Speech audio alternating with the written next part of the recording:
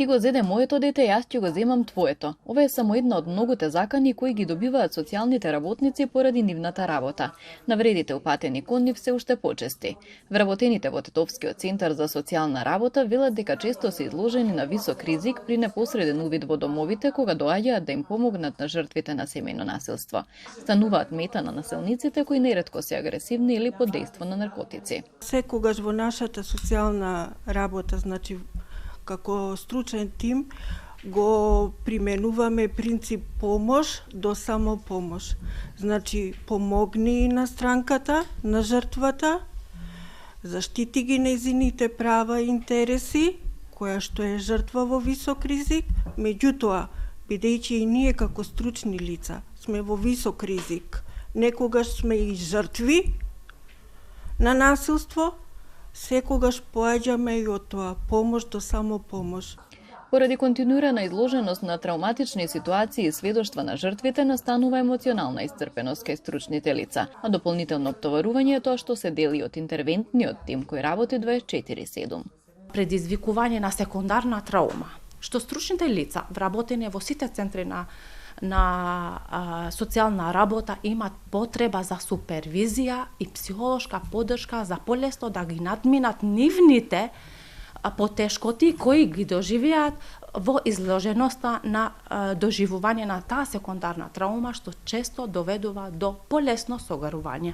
А поради големиот обем на случаи, често има проблем и во рамнотежа меѓу приватниот и професионалниот живот.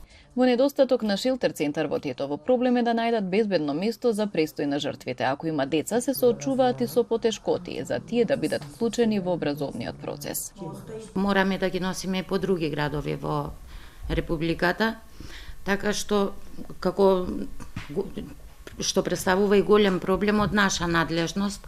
Многу ретко се искористува и таа можност одстранување на сторителот од домот, што е во надлежност на другите институции. Предизвик голем представува и често спроведувањето и извршувањето на итните мерки и привремените мерки за заштита.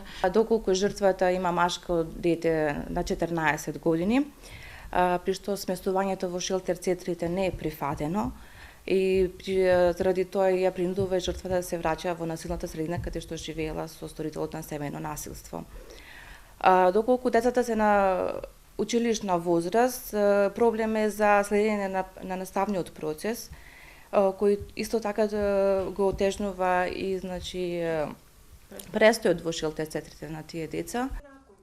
Во деновите кога се спроведува кампањата 16 дена активизам против насилството врз жени и девојки, препораките на социјалните работници се да бидат третирани како службени лица, а не даватели на услуги, воведување психолошка помош и дополнителни обуки за нив, зголемување на бројот на професионалци и обезбедување повеќе ресурси, јасни протоколи и поголема меѓуинституционална соработка.